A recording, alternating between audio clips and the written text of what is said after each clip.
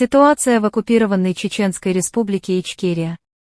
На данный момент в оккупированной Чеченской Республике Ичкерия русские федеральные силовые оккупационные структуры на пару с их местными марионетками и коллаборантами по тому же самому сценарию, который они уже реализовывали в 2000-е, при помощи тяжелой бронетехники и пулеметов, выбивая ворота, двери и окна домов жертв, беря в заложники их родственников, проводят массовые рейды и зачистки с целью насильственного принуждения чеченского населения идти воевать в составе русских войск Украину.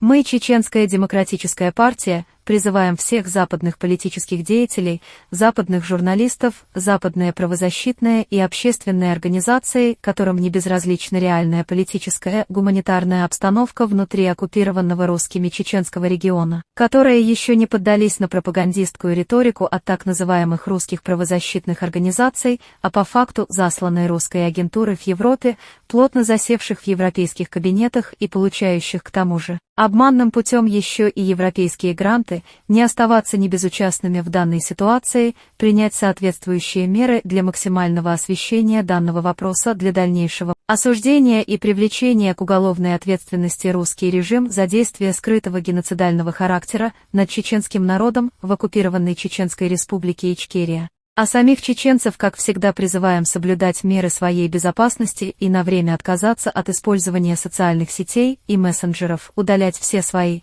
компрометирующие для русского режима, подписки, боты, удалять по возможности и свои аккаунты. Очищать историю своих переписок и просмотров, черных списков, менять номера телефона и провести такие же аналогичные действия с телефона каждого своего родственника, так как объектом русского обыска становятся не только одни чеченские мужчины, но и чеченские женщины, дети и пожилые люди.